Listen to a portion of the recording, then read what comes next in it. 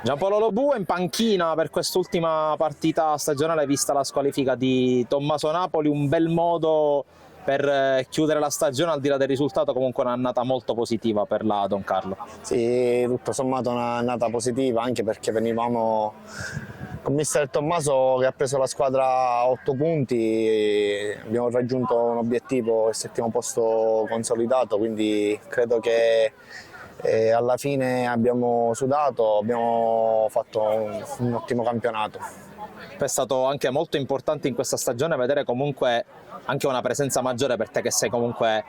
del posto, possiamo dire, vedere tanta gente nuovamente ai bordi del campo. Sì, era importante, all'inizio non è stato facile, poi ringrazio il mister che mi ha dato questa possibilità di continuare con lui, ho lavorato con lui, per me è motivo di orgoglio, essendo un misilmerese, raggiungere questi obiettivi e queste gioie insieme a tutti i tifosi. Poi tra l'altro tu vieni, non sei soltanto misilmerese, ma vieni anche dalla vittoria del titolo regionale juniores dell'anno scorso, anche tanti giovani in campo, tra altre cose quest'anno c'è stata anche continuità, insomma il progetto giovane vincente continua. Sì, già l'avevamo detto l'anno scorso con i ragazzi che hanno vinto il titolo regionale, c'è stata continuità con lo Gelfo, Romano, Virzì, altri ragazzi, Scattareggia, insomma non sto qua a dirli tutti. Penso che anche, ti devo dire, grazie all'ottimo lavoro del mister insieme allo staff siamo riusciti a tirar fuori il meglio di questi ragazzi e spero che continuino con noi o in altre società, ma che continuino a giocare a calcio, perché è quello che spero e gli auguro a loro.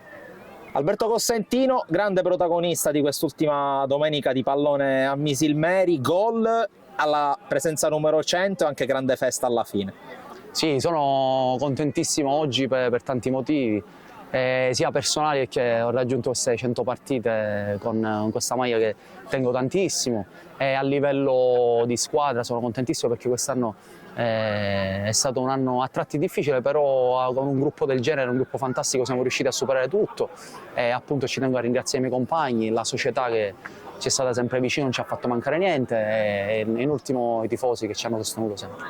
Ecco appunto, che stagione è stata? Perché comunque si è partiti all'insegna della rivoluzione, intanto a livello dirigenziale, poi anche un cambio in panchina in corso d'opera, che anno è stato? Sì, come ho detto prima, siamo partiti un po' così e così perché abbiamo avuto un po' di problemi, insomma, di infortuni, squalifiche, e poi dopo abbiamo svoltato e abbiamo trovato comunque la marcia giusta perché ci siamo resi conto che stavamo facendo un po' male, quindi quel giorno ancora lo ricordo, ci siamo chiusi nello spogliatoio, abbiamo deciso di cambiare marcia e invertiamo la rotta e ce l'abbiamo fatta, quindi siamo doppiamente felici. Tra l'altro entriamo un po' adesso nel personale, tanta festa oggi, ma ora si va in vacanza, ma Alberto Costantino dal futuro cosa chiede e cosa lo vedremo intanto ancora in campo? Questa è la domanda. Sì, ma questo sì. Ancora di parlare di futuro è presto, però oggi mi godo questa festa, questa vittoria bellissima. Come ho detto prima, è stato un anno bellissimo, quindi non vedo l'ora di festeggiare con i miei compagni perché è un gruppo bellissimo. Poi stacchiamo un po' la spina, di futuro si vedrà fra un paio di settimane. Chiudiamo un po' con un messaggio, visto tanta gente qui a Misilmeri fin dal 2020 a sostenerti, ad accoglierti, che messaggio lasci prima di chiudere la stagione? Ma intanto li posso solo che ringraziare perché è una piazza in crescita, da quando sono arrivato 4 anni fa a oggi sono cambiate tantissime cose,